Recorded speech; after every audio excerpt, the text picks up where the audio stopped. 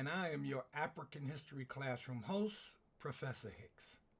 Hope all are well, and hope all enjoyed the new year. And in my last post or broadcast, I mentioned we all should try to be better today than we were yesterday. Tough, tough, tough, tough request. All right, so before we begin, I'm going to give a quick, I'll have a quick introduction of Dr. DeGrue. Dr. DeGrue is the person responsible for, let's see if I can find the book quickly, for writing the book that we are going to be using as our guide for these series of broadcasts. And these series of broadcasts are particularly targeted to the upcoming semi-quincentennial celebration of 1776 to 2026, and that celebration is going to celebrate 250 years of America's union and existence. Okay, so we're only talking about from 1776 to 2026. That comes to 250 years if my math is right, and that is going to begin being celebrated very soon. I've mentioned almost every broadcast for those who might be interested. The American Revolution has come on as a preliminary to what's going to be celebrated by Ken Burns. It's on PBS. Ken Burns on PBS, The American Revolution.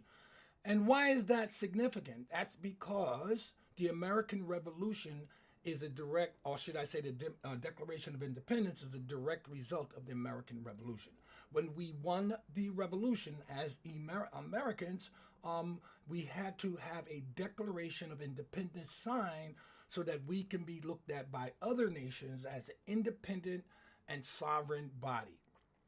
So that celebration for that particular event will be coming up on July 4th. But before that, I'm sure you'll see many celebrations. What's important for it for people of color, particularly African people? The problem, or should I say what's important about that, is that our story will never be told in the same way it should be as it relates to the signing, the end of the Revolutionary War, and the final forming of the United States. As such, Professor Hicks has taken it upon himself to try to throw a little our role in this, some of the things we did, and also some of the causes and some of the effects of this American Revolution, Declaration of Signing, and ultimately the forming of the United States. What did we have to do with it? Well, you're not going to find it in Ken Burns' documentary. You won't find it. All right, so we're going to try to bring sense of it. Today's segment of white supremacy, slavery, and trauma, we're going to be talking about the affect, AFFECT, the affect, psychological affect of slavery and its attendance on the slave master. Far too long have we studied, analyzed, compared, and contrasted the effect of slavery on the slave or the enslaved. So today we want to talk about, and kind of briefly, we're going to run through this. I got like 30 minutes for you to see some of the effects on the slave master. Why is that important? Because the effects that you see on the slave master then have endured in a legacy of oppression, repression on people today.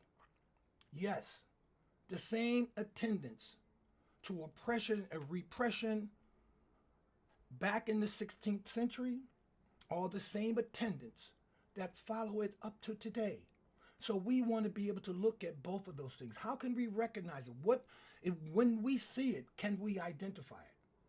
You do already, family. You do in the form of Karens. You do in the form of MAGA.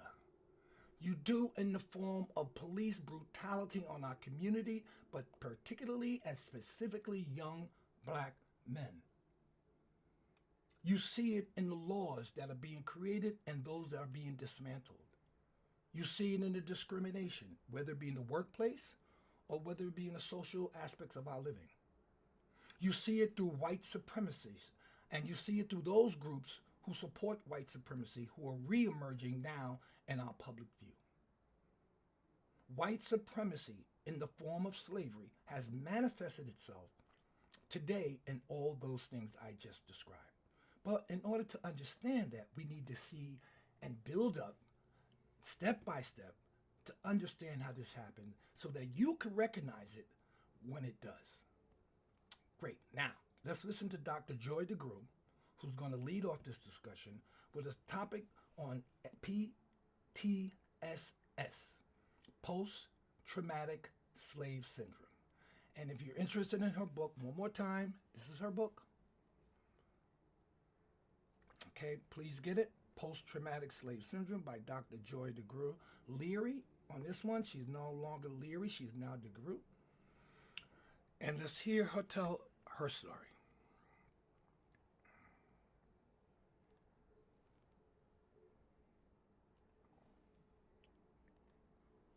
What people don't understand is that how American chattel slavery differed from other forms of slavery that preceded it. So if you think about, and this is the kind of pushback you get when you talk about slavery. Well, I wasn't there. I didn't do it. Yeah. And that was, look at how long ago that was, and they cannot seem to connect the dots on that. But what made it unique from any other form of enslavement was the manner in which a person became enslaved, the length of servitude, the treatment of the enslaved, and how they were perceived as human beings. Before the European slave trade began, most people who became enslaved became so as a result of war. Two societies went to war, winners enslaved the losers, so on and so forth. But Europeans systematically turned the capturing, shipping, and breeding of other human beings into a business that would become the backbone of an entire economy. Yeah. You see, that's different. And it was situated around a belief in our intrinsic dehumanization, our lack of humanness. We were not perceived as full humans. And therefore, because we were not full humans, we didn't have to be treated like humans.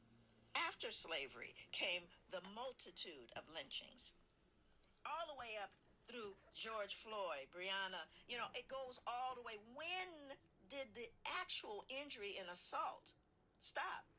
What is the symptomology of post-traumatic slave syndrome? Because the truth of the matter, it's not a diagnosis. It's not post-traumatic stress disorder, which is treated with medication and talk therapy and any number of other things. Post-traumatic suggests that not only have you been harmed physically, you've been harmed emotionally, you've been harmed spiritually, you've been harmed economically. Right. You have been harmed politically. You've been harmed. And that requires more than medicine and talk therapy. That requires justice. Healing cannot happen without justice. Because we'd love that to be it, because all they do is put a code in the DSM and figure out how to get paid for injuring us.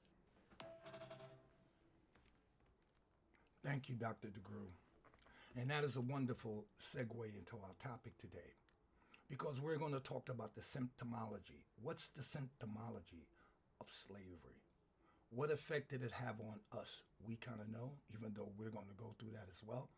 But what effect did it have on those who were not slaves, for those who were the masters? Symptomology. A lot of this will run into that today. I mean, that's another reason why it's a great segue, because our recent broadcast on the Stoner Rebellion, we talked about how important and significant that was. But what we didn't talk about, that there were thousands and hundreds of rebellions. And we didn't talk about, more specifically, why South Carolina was unique. And that's where we're going to go. So just briefly, the Stoner Rebellion. Just want to, for those who weren't here, we're talking about the Stoner Rebellion, the significance of it.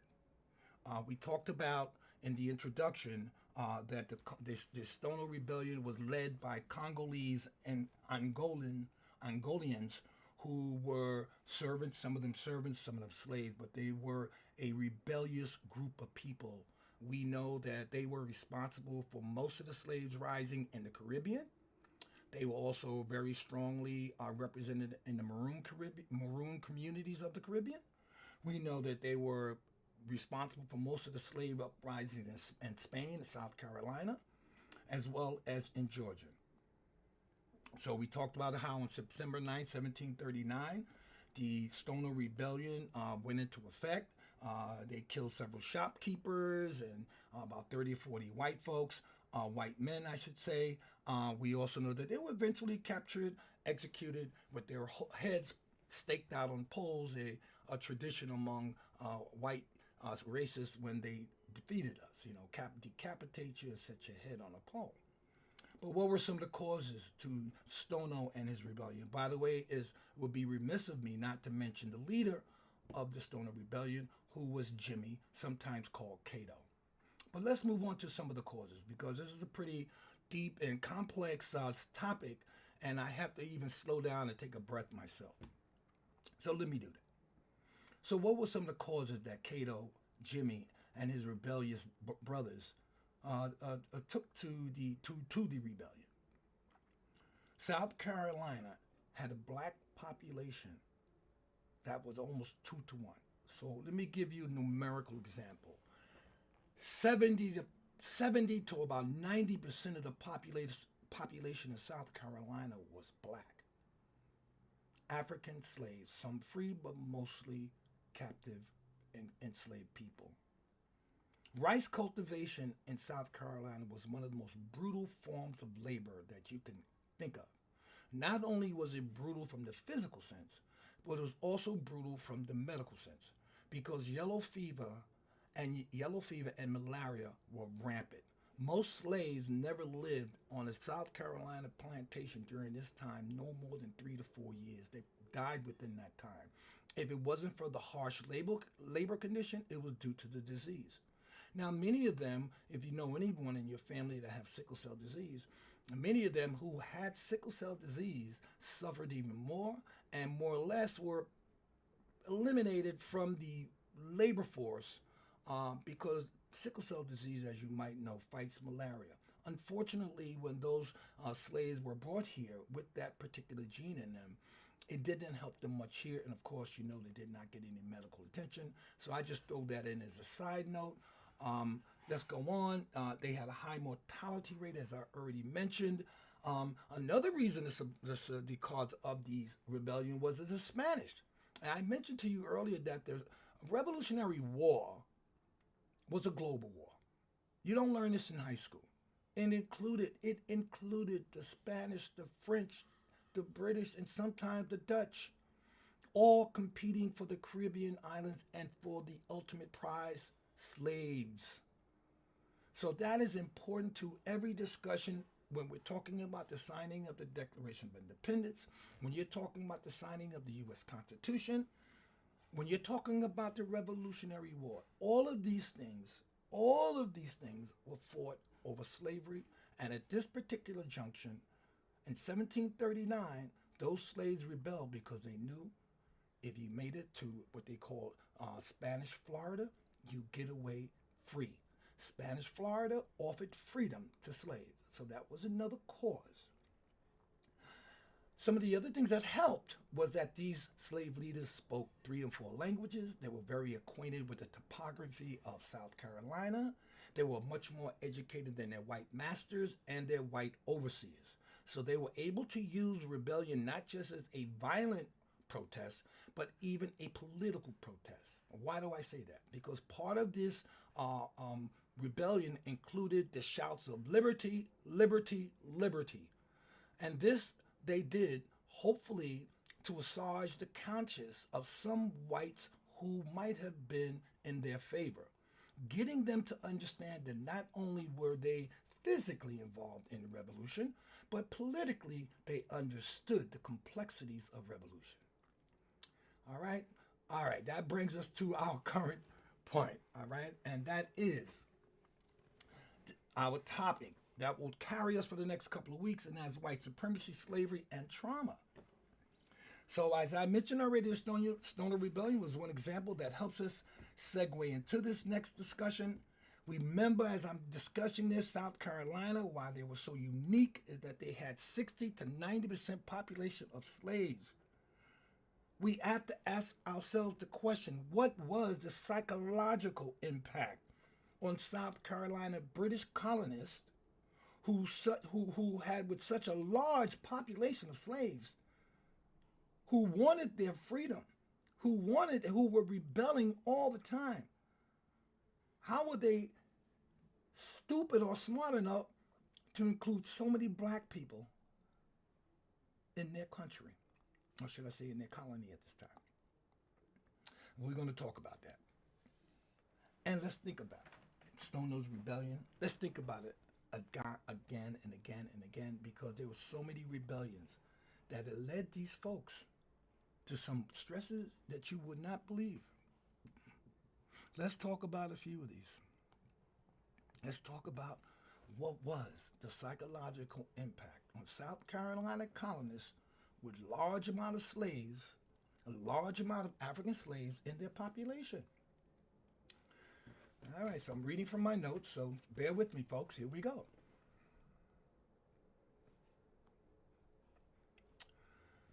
This dynamic shaped every aspect of white colonial thinking. And that dynamic is the overpopulation of African people in South Carolina and their behavior.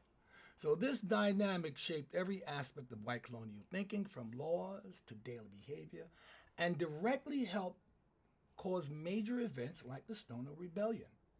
Also the Yamasee War. We did the Yamasee War, for those who've been with me. And the creation of America racial policing. Yes, you will see today how we got police. The psychological impact on South Carolina colonists when Africans outnumbered them. South Carolina was unique in colonial America. I mentioned that already. It had one of the highest percentage of enslaved Africans in the Western Hemisphere, outside of the Caribbean and also outside of Brazil.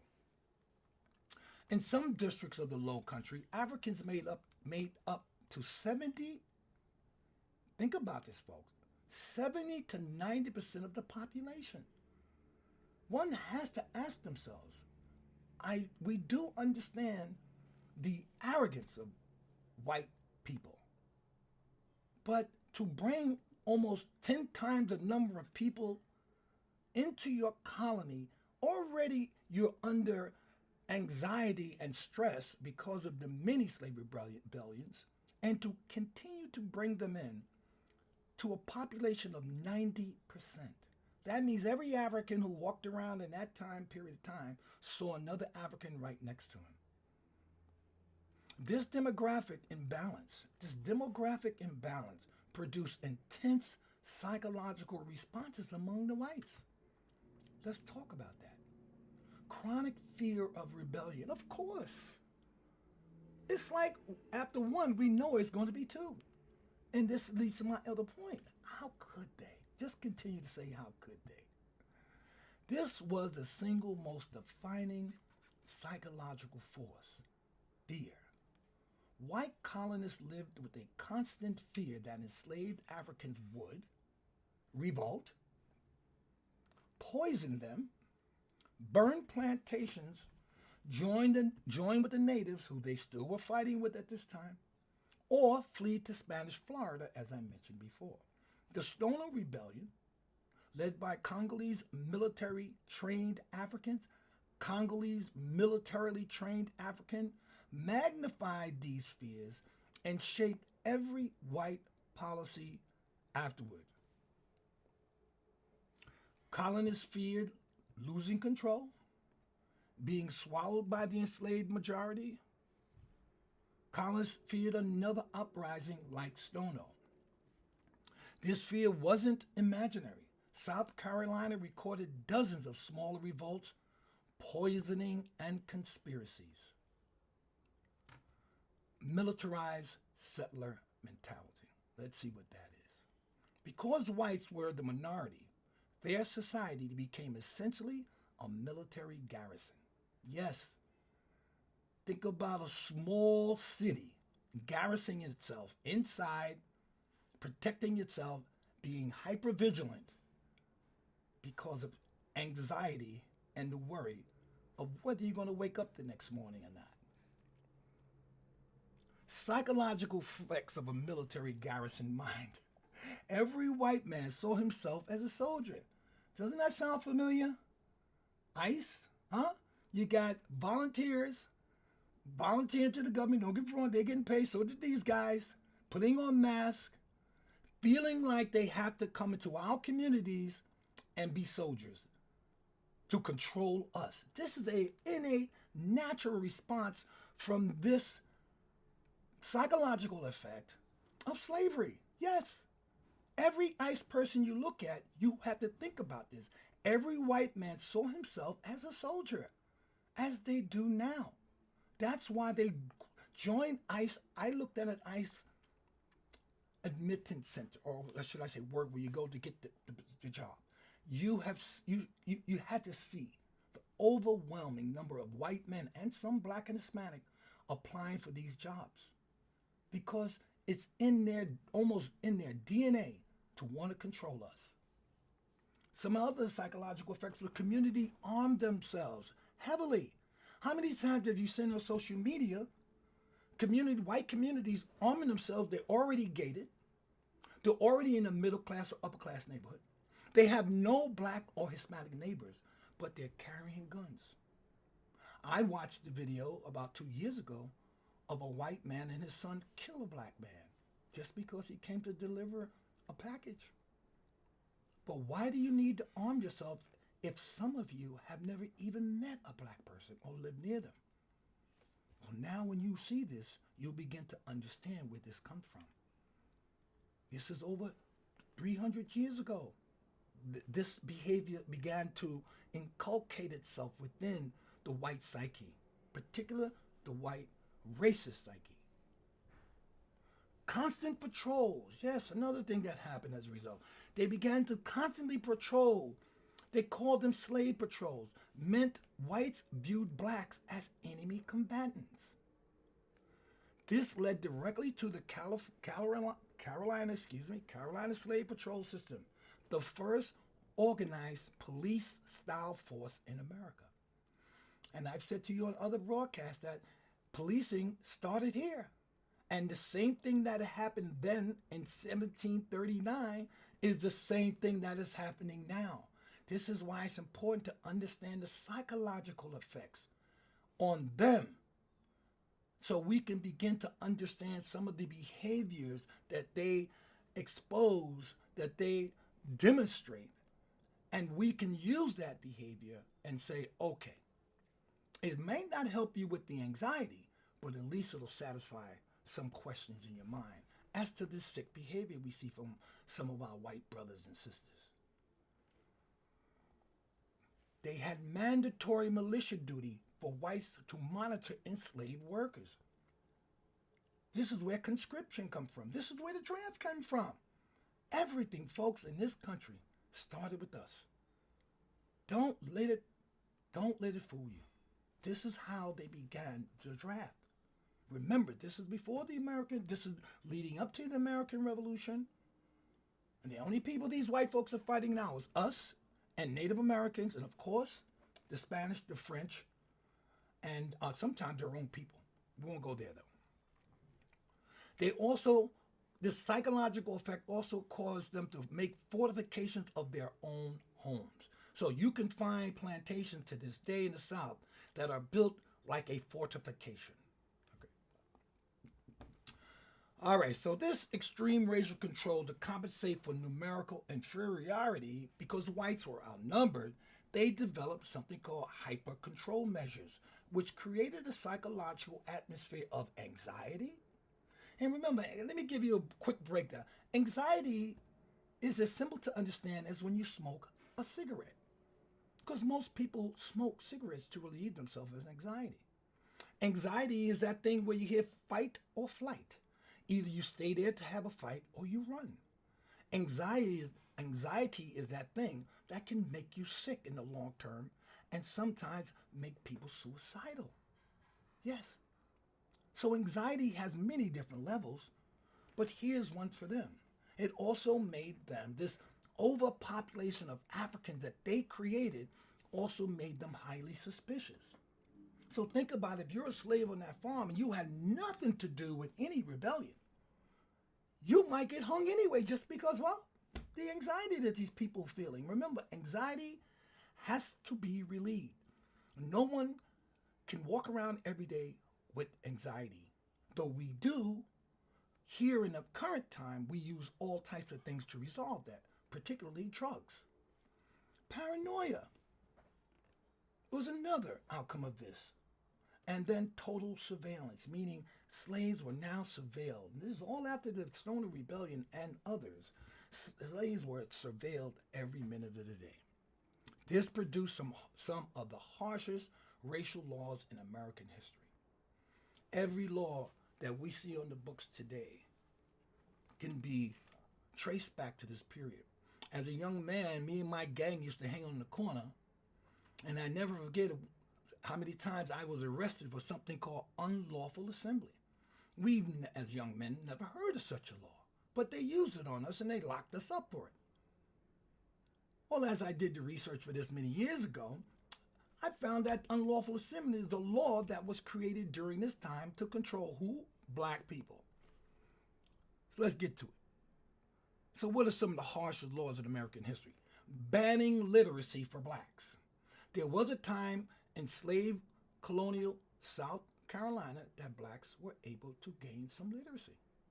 But we'll talk about that another day. Strict curfews. Now, after most of these rebellions, particularly the Stoner Rebellion, they set these strict curfew laws that limited the ability for blacks to move around anywhere. They created laws banning gatherings, as I mentioned, unlawful assembly. They made laws punishing interracial sex and marriages. Yes, because in early colonial America, whites and blacks not only worked together, they slept together, got married together, and ran away together. Remember, the first whites who came here were male indentured servants, and they had to do a labor period from up to 7 years. And after 7 years of labor, they were released from their indenture. But remember, if you were during with me during that lesson, they never lived to 7 years because rice cultivation and cotton all took their lives before most of them made it to the end. And the white slave masters knew this. All right, so they didn't just do us as Africans, they did their own, particularly the British. They were also, I mentioned they were intermarrying. And then after this rebellion, they created something that we are all familiar with that's applied to us really more than probably anyone else, and that was the death penalty. Yes, they created a death penalty for striking a white person, whether it be a male or female. These codes reflect a deep psychological terror of losing what? Dominance and control. These are the psychological effects, kids and guys and ladies. Racial dehumanization as a psychological self-defense. All right, let's see what that is. To justify ruling over a majority population by brutal coercion, whites created an ideology portraying Africans as childlike. That's why they call us just by one name. Never had a last name. When you came off that slave ship, if your name was Abu Bakari, you became Tommy. If your name was Allah Islam, you became John. You became like a child.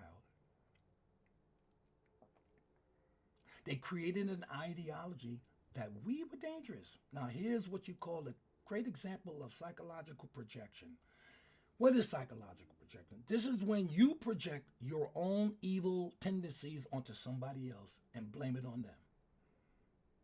Dangerous? Yeah, we're dangerous because you got us enslaved. But who is enslaving us and for what? And what about the brutal repression that you have applied to us and others? Let's not forget about the massacre of the Native Americans. Again, we were kept under harsh control, and they portrayed us as being natural. They used the Bible. They used verses in the Bible. Colossians is one verse in the Bible where they talk about slaves be honorable to your masters.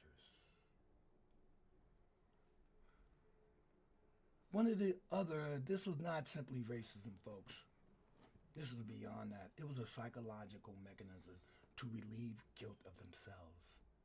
Yes, sometimes you got. I used to have those coworkers that came up to me and give me a hug. Oh, they were white coworkers, and some of them really meant well, but many of them, they would agree with you and maybe get in a political conversation with you and agree with you. Or you might see them come and cry next to me when some injured black person, or there would be some incident in the school that I worked in, and some black child killed himself, and these white folks who never knew the child would start grieving, like most people will.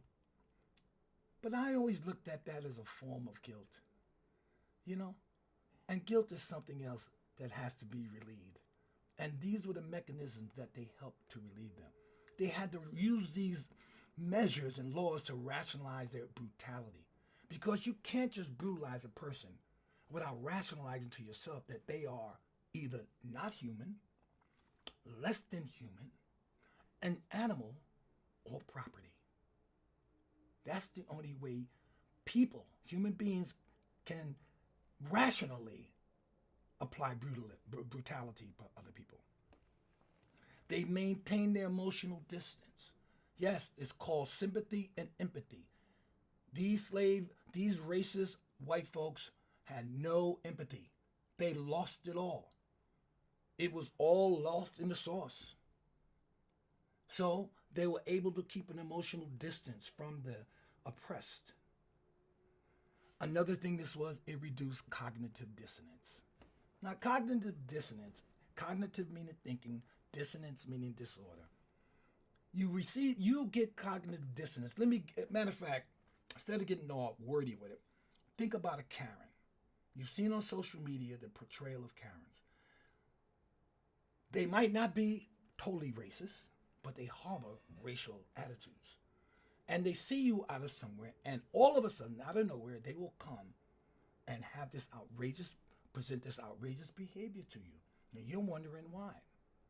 Because sometimes when you have been trained to see something and do something all your life, and then something jars it and it doesn't come in congruence with what you have been taught and what you don't know how to deal with it. It's called dissonance. You get disrupted. You get discomfort. You get uncomfortable with it. So you have to address it. Now, you have two ways to address discomfort. You can just get out the hell out the way, all right, and say, I admit that I was out of line, or you can reinforce it by trying to rationalize it by saying, you're in my neighborhood. You don't belong here. This is not your car. You can't have a beautiful house. Cognitive dissonance. And if that's not enough for you folks, please look it up. White superiority in South Carolina grew in direct proportion to white fear, yes. How could it not? The more fear that that overcame those guys, the more laws they create.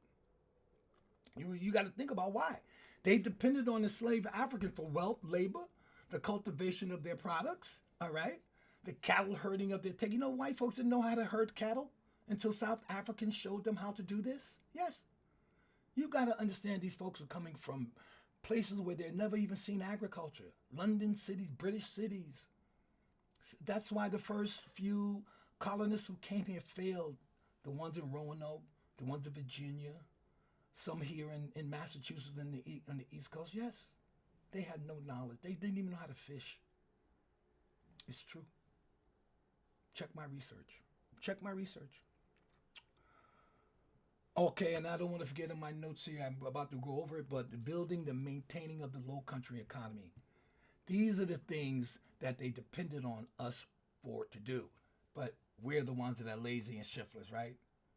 Yeah, we're lazy and we're shiftless, yeah.